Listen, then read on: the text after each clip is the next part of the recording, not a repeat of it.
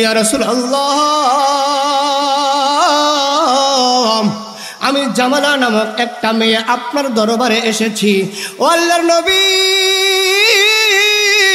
আমি নামাজ পড়ি, রোজা করি, ইবাদত বন্দেগীতে মশগুল থাকতে চাই, কিন্তু এলাকার লোকজন আমাকে বলে আমি একটা কাজ করি নাই, সেই জন্য বলে হে জামালা তুমি নবীর খাঁটি উম্মত হইতে পারবা না। দেখো ইয়া রাসূলুল্লাহ, আমি সব কাজ করার চেষ্টা করি, সব আমল করার চেষ্টা করি, কিন্তু বিবাহ করি নাই। আমার অন্তরে বিন্দু পরিমাণ জায়গা খালি নাই, আমি তাকে ভালোবাসার জায়গা দেব, ভালোবাসার স্থান দেব। ও আল্লাহর নবী,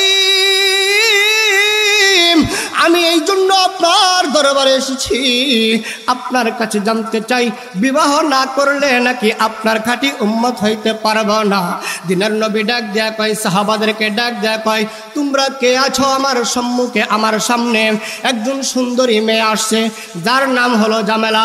জামেলা শব্দের অর্থই হলো সুন্দরী। এই জামেলা বিবাহ করবে, তোমরা কে রাজি আছো? এবার সারা আর বুড়া নাই, কি কোন যুবক আরই নাই, অনেকজন হাত উঠাই ফেলছে। মেয়ে কয়জন? একজন। এবার দিনের নবী ডাক দেয়া কয়, তোমরা জানো না একজন মাত্র মেয়ে জামেলা সুন্দরী বিবাহ করবে, তোমরা এতগুলি হাত উঠাইছো, কার কাছে বিবাহ দেব? পর্দার আড়াল থেকে জামেলা ডাক দেয়া কয়, ইয়া রাসূলুল্লাহ, ও আল্লাহর নবী, আমাকে যেই যুবক বিবাহ করতে ইচ্ছুক তার কাছে আমার 3টি প্রশ্ন আছে। 1 নম্বরের প্রশ্ন হইল, ওই যুবক সারা রাত নফল নামাজ পড়ে কাটাইতে হবে। 2য় নম্বরের প্রশ্ন হইল, কুরআন খতম করতে হবে। 3য় নম্বরের প্রশ্ন হইল, সারা বছর রোজা রাখতে হবে। এবার কিছু সংখ্যক লোক হাত নামাইতে নামাইতে নামাইতে একজন লোক থাকলো, একজন যুবক দান্দাইমান ডাক দেয়া কয়, ইয়া রাসূলুল্লাহ, আপনার 3টি শর্ত মেনে আমি তারপরও জামেলাকে বিয়ে করব। রাসূলুল্লাহ সাল্লাল্লাহু আলাইহি ওয়াসাল্লাম সুন্দর করে বিবাহটা সংগঠিত করে দিলেন, পড়াইয়া দিলেন, বাড়িতে পাঠিয়ে দিলেন। যুবক বাসায় গিয়ে রাত্রির বেলা মসজিদে গিয়ে নামাজ পড়ে এসে বিবিকে ডাক দেয়া কয়, ও বিবি, বিছানা রেডি করো, শুয়ে পড়বো। কথা ছিল কি সারা রাত নফল নামাজ পড়বে। তো জামালা মনে করলেন যে প্রথম রাত্র হয়তো বা এই জন্যই বিছানা রেডি করতে বলতেছে, ঠিক আছে। গেল সকালবেলা ফজর নামাজ পড়িয়া দাওয়াতের কাজ করিয়া ঘুরে ফিরে এসে বিবিকে ডাক দেয়া কয়, ও বিবি, খাবার রেডি, খাবার দাও। বিবি চিন্তা করলেন, নামাজও পড়লো না, কুরআনও পড়লো না, আবার রোজাও রাখলো না, সকালে খাবার চাই। এমন করে দিন যাইতেছে, আমি লম্বা করতে চাই না। এবার জামেলা গোপনে আসিয়া রাসূলুল্লাহ সাল্লাল্লাহু আলাইহি ওয়াসাল্লামের কাছে নালিশ করলেন, বিচার দিলেন। ডাক দেয়া কয়, ইয়া রাসূলুল্লাহ, ও আল্লাহর নবী, আমি যেই 3টি শর্ত দিয়েছিলাম, 3টি শর্ত মেনে যেই যুবক আমাকে বিবাহ করেছে, ও আল্লাহর নবী, আপনার কাছে শর্ত ওয়াদা করিয়া একটা শর্তও সে মানে না, একটা শর্তও সে মানল না। কারণটা কি গো আল্লাহ রাসূল? ওমর ইবনে খাত্তাব রাদিয়াল্লাহু তাআলা আনহু সাদ রাদিয়াল্লাহু তাআলা আনহুকে সেনাপতি হিসাবে নিযুক্ত করলেন। সাদ রাদিয়াল্লাহু তাআলা আনহুকে সেনাবাহিনী গঠন করিয়া দল মোতায়েন করিয়া পাঠিয়ে দিলেন মিশরের দিকে, যাও ও সাদ, মিশরে তোমার পৌঁছতে হবে, যুদ্ধ করতে হবে। আল্লাহর নবী সাল্লাল্লাহু আলাইহি ওয়াসাল্লাম তিনি সুন্দর করে বলে দিয়েছেন, যদি কোনো ব্যক্তি একটি সুন্নতের উপর জিন্দা থাকতে পারে, আমল করতে পারে, আমার রব্বে কারীম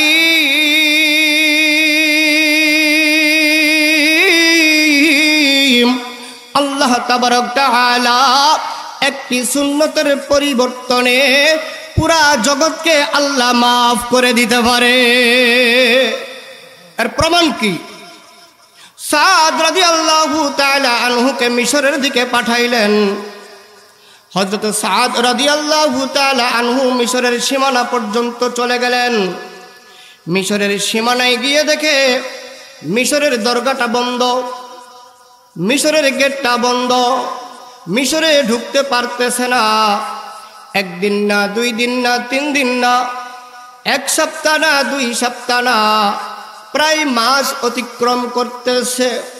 সাদ রাদিয়াল্লাহু তাআলা আনহু ওমর ইবনে খাত্তাব রাদিয়াল্লাহু তাআলা আনহুর বরাবর একটা চিঠি লিখলেন।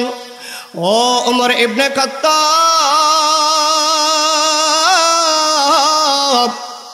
প্রায় মাস চলে যাইতেছে, আমরা মিশরের মধ্যে ঢুকতে পারতেছি না, মিশরের সীমাটা ঢুকতে পারতেছি না।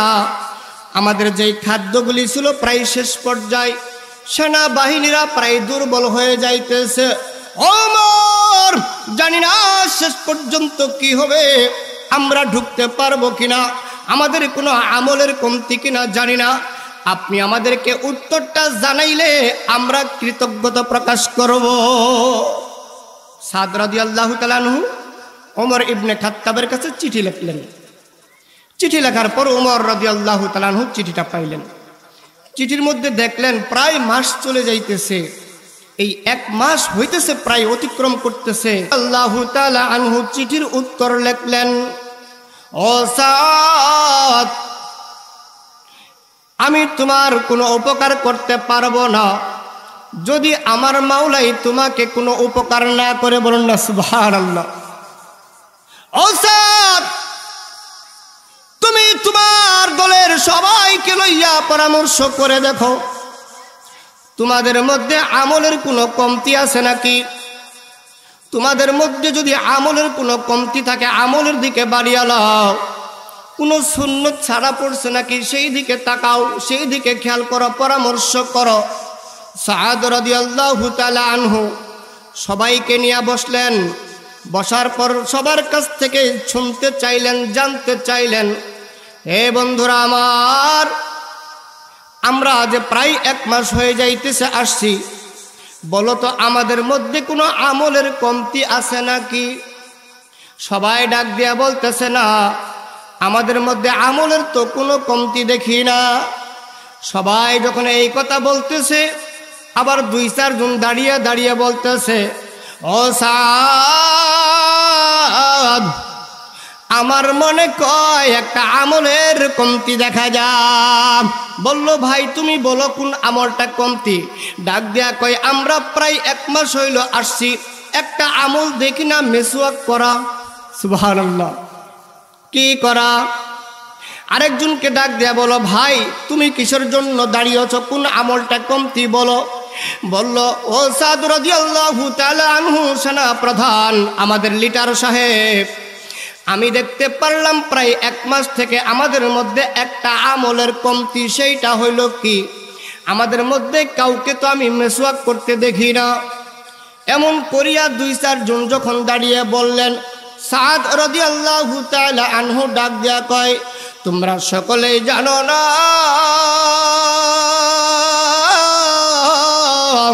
আমি তোমাদের মধ্যে বলতে চাই, আগামীকাল ফজর নামাজের সময় সবাইকে কোথায় পাইবা নাই পাইবা সেইটা জানি না, সবারই মেসওয়াক করতে হবে, সুন্নত জারি রাখতে হবে। সাদ রাদিয়াল্লাহু তাআলা সুন্দর করে ঘোষণা করে দিলেন। সকালবেলায় মিশরের দরজাটা বন্ধ, দরজা বন্ধ, গেট বন্ধ, ঢুকতে তো পারে না। মিশরের কাফেরেরা তাকিয়ে তাকিয়ে দেখে এই তো দুর্বল হইতেছে, খাবারও শেষ, সেনাবাহিনীরাও দুর্বল হইতেছে, তবে হ্যাঁ আর কয়েকদিন গেলে তারা আর পারবে না, এমনিই ফেরত চলে যাবে। এবার সকালবেলায় হাজার হাজার সেনাবাহিনী এক একজন এক এক গাছের ডালাগুলি ভাঙতেছে আর চুরমার করে মেসওয়াক শুরু করে ফেলেছে। সুবহানাল্লাহ। এবার মিশরের কাফেররা দেখতেছে, হাই হাই কি আশ্চর্য, এই 1 মাস হইতেছে দেখলাম তারা ভাত মাছ মাংস খায়, আজকা দেখতেছি তারা গাছের ডালপালা ভেঙ্গে খাওয়া শুরু করছে, নাকি দাঁতই দাঁড় দিতেছে, আল্লাহই জানে কি করতেছে। সুবহানাল্লাহ। সম্মানিত হাজিরিন, মিশরের কাফেররা দেখিয়া এবার আশ্চর্য হয়ে গেল, বলা বলি করতে শুরু করলো, এ তোমরা কি চাও? এতদিন দেখলাম ওই মুসলমানেরা ভাত মাছ মাংস খায়, আজ সকালবেলায় দেখতেছি কোনো গাছের ডালপালা রাখতেছে না, গাছের ডালপালা ভেঙে দাঁড় করতেছে নাকি খাওয়া শুরু করছে। চলো এখান থেকে পালাইতে হবে, আর থাকা যাবে না, হয়তোবা আমাদেরকেও ধরবে আর খেয়ে ফেলবে। এমন আলোচনা শুরু হওয়ার পর মিশরের কাফেররা দুর্গাটা খুলে দিলেন। এবার পালাইতে শুরু করলেন, পালান শুরু করলেন। সকালবেলায় সাদ রাদিয়াল্লাহু তাআলা আনহু দেখে প্রত্যেক দিন যেই লাইন দিয়া ওই কাফেরদেরকে দেখা যায়, আজ তো কাফেরদেরকে দেখা যায় না। সাদ রাদিয়াল্লাহু তাআলা আনহু ডাক দিয়া কয়, এই দুর্গাটা দেখো, গেটটা দেখো, এই গেটটা খোলা না বন্ধ? ধাক্কা দিয়া দেখে গেটটা খোলা। সাদ রাদিয়াল্লাহু তাআলা আনহু ডাক দিয়া কয়, তোমরা জানো না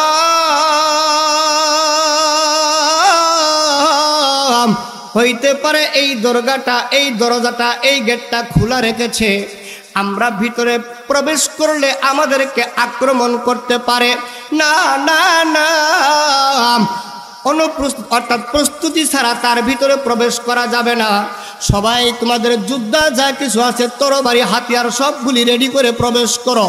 সবাই কাঁধে লইয়া হাতে লইয়া প্রবেশ শুরু করলেন। এবার প্রবেশ করে আর দেখে 2-4 কিলোমিটারের মধ্যে কোনো কাফেরদেরকে দেখা যায় না। অনেক দূর প্রান্তে দেখা যায় কাফেররা দৌড়াইতেছে আর খালি চিল্লা চিল্লি করতেছে, ওই যে আইলো আইলো, আসলো রে মুসলমানেরা, আমাদেরকে খেয়েই ফেলে না কি করে আমরা জানি না, পালাও পালাও পালাও। এ বাবা, একটা মাত্র সুন্নতের কারণে আল্লাহ তাবারক তাআলা পুরা মিশরকে জয়ী করে দিলেন, মুসলমানদের দখলে দিয়ে দিলেন। সুবহানাল্লাহ। মান আহাব্বা সুন্নতি ফাকাদ আহাব্বানি ওয়া মান আহাব্বানি কানা মাই ফিল জান্নাহ। সম্মানিত হাজিরিন, সুন্নতের উপর যারা এত গুরুত্ব প্রদান করবে, সুন্নতের উপর যারা আমল করবে, সুন্নতের উপর যারা অটল থাকবে, আল্লাহ তাবারক তাআলা ওই সুন্নতের পরিবর্তে আল্লাহ তাবারক ওই বান্দাকে জান্নাত পর্যন্ত পৌঁছায় দিবেন। বান্দা তোমরা জানো না ওই পাহাড়ের উপরে কি হয়, সমুদ্রের তলদেশে কি হয়, মাহফিল বাররি ওয়াল বাহরি, ওই পাহাড়ের উপরের খবরও আমি আল্লাহ জানি, সাগরের তলদেশের খবরও আমি রব্বে কারিম জানি। এ মানুষ, শুধু তাই না আমি রব্বে কারিম وَيَعْلَمُ خَائِنَةَ الْأَعْيُنِ وَمَا تُخْفِي الصُّدُورُ। বান্দা তোমরা জানো না তোমার চক্ষু কি লোকচুরি করে, তোমার অন্তরে কি গোপন করে। ওয়ায়ালামু খাইনাতাল আয়ুনি ওয়া মা তুখফিস সুদূর। এ বান্দা, তোমার চক্ষু যদি লোকচুরি করে, তোমার অন্তরে যদি গোপন করে, সেই খবরও আমি আল্লাহ জানি। আল্লাহ তাবারক তাআলা এইটুক বলেই শেষ করেন নাই, তারপর আরো সুন্দর করে বলে দিয়েছে, ও বান্দা তোমরা জানো না ওমা তাসকুতু মিন ওয়ারাকাতিন ইল্লা ইয়ালামুহা। এ বান্দা, পৃথিবীর কোন দেশে, কোন বিভাগে, কোন জেলায় বা কোন থানায়, যে কোনো গ্রামে হোক না কেন, যে কোনো একজন ব্যক্তির একটা গাছের পাতাটা ঝরে যখন জমিনের বুকে পড়ার পরে খস করে একটা আওয়াজ হয়, আমি রব্বে কারীম, ওই খস করে আওয়াজটাও আমার কানে পৌঁছে যা। কই যাবা পালায়া রে মানুষ, কই যাবা পালায়া। ঠিক কি না বলেন? পালানোর বুদ্ধি আছে? আছে, পালানোর বুদ্ধি আছে। তারপরেও সব আল্লাহু আকবার, আল্লাহ আপনার আমার সকল খবর জানেন। সম্মানিত বাবাজান, আল্লাহ তাবারক তাআলা সুন্দর করে ঘোষণা করে দিয়েছে, এ বান্দা তুমি যতই লুকোচুরি করো না কেন, তোমার অন্তরে যত গোপন খেলুক না কেন, তোমার সকল খবর আমি আল্লাহ জানি। আপনার আমার নবী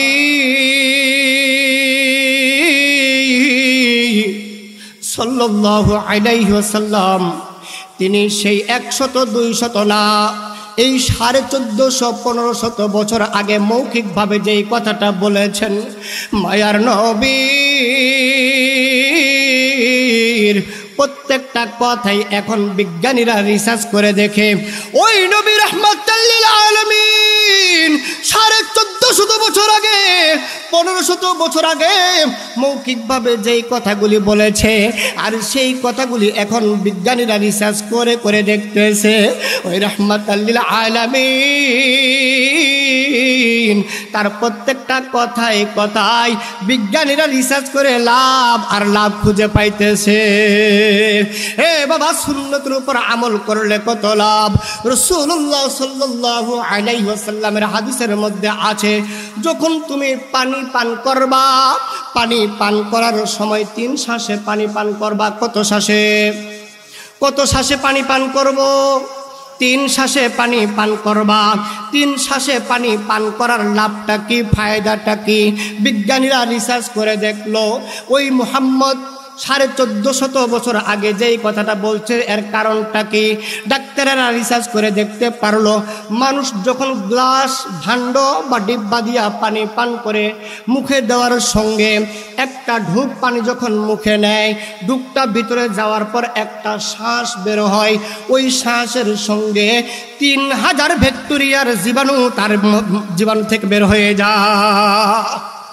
এই মানুষটা যখন আবার দ্বিতীয়বারের মতো আবার দ্বিতীয় ঢুক পানি ব্যবহার করে পান করে, দ্বিতীয় ঢুক পানি পান করার পর আবার একটা শ্বাস নেয়, ওই শ্বাসের সঙ্গে আবার 3000 জীবাণু তার দেহের ভিতর থেকে বের হয়ে যায়। এমন করে একবার দুইবার না, 3 বার 3 ঢুক পানি যখন পান করে আল্লাহ তাবারক তাআলা তার দেহ থেকে 3000 করে জীবাণু বের করে দেন।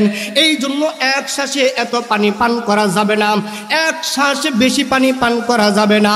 রাসূলুল্লাহ সাল্লাল্লাহু আলাইহি ওয়াসাল্লামের সুন্নতের উপর রিসার্চ করে দেখলেন, বিজ্ঞানীরা রিসার্চ করলেন, ডাক্তাররা রিসার্চ করে প্রত্যেকটা কথাই কথাই রাসূলের কথাই কথাই লাভ আর লাভ। মায়ার নবী রাহমাতাল লিল আলামিন সাহাবাদেরকে লইয়া সামনে বসাইয়া আলোচনা করতেছেন, নসিহত করতেছেন। এমন সময় পিছন থেকে একজন মেয়ে এসে কান্না করতেছে, হাউমাউ করে কান্না করতেছে। কান্না করতে করতে আপনার আমার নবী রাহমাতাল লিল আলামিন পিছন দিকে কান্নার আওয়াজ শুনিয়া ডাক দিয়া কয়, কে গো তুমি, কে? পিছনে এত কান্নার আওয়াজ কেন? পিছন থেকে ডাক দিয়া কয়, ইয়া রাসূলুল্লাহ,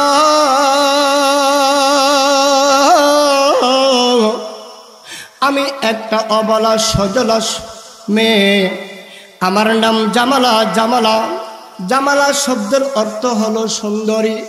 ডাক দিয়া কয়, ইয়া রাসূলুল্লাহ, আমি জামালা নামক একটা মেয়ে আপনার দরবারে এসেছি। ও আল্লাহর নবী, আমি নামাজ পড়ি, রোজা করি, ইবাদত বন্দেগীতে মশগুল থাকতে চাই, কিন্তু এলাকার লোকজন আমাকে বলে আমি একটা কাজ করি নাই, সেই জন্য বলে, হে জামালা, তুমি নবীর খাঁটি উম্মত হইতে পারবা না। দেখো ইয়া রাসূলুল্লাহ, আমি সব কাজ করার চেষ্টা করি, সব আমল করার চেষ্টা করি, কিন্তু বিবাহ করি নাই। আমার অন্তরে বিন্দু পরিমাণ জায়গা খালি নাই, আমি তাকে ভালোবাসার জায়গা দেব, ভালোবাসার স্থান দেব। ও আল্লাহর নবী,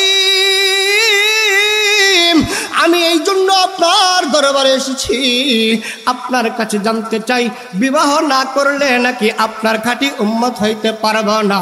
দিনের নবী ডাক দেয়া কয়, সাহাবাদেরকে ডাক দেয়া কয়, তোমরা কে আছো আমার সম্মুখে? আমার সামনে একজন সুন্দরী মেয়ে আসছে, যার নাম হলো জামালা। জামালা শব্দের অর্থই হলো সুন্দরী। এই জামালা বিবাহ করবে, তোমরা কে রাজি আছো? এবার সেরা আর বুড়া নাই, কি কোন যুবকারই নাই, অনেকজন হাত উঠাই ফেলছে। মেয়ে কয়জন? একজন। এবার দিনের নবী ডাক দেয়া কয়, তোমরা জানো না একজন মাত্র মেয়ে জামালা সুন্দরী বিবাহ করবে, তোমরা এতগুলি হাত উঠাইছো, কার কাছে বিবাহ দেব?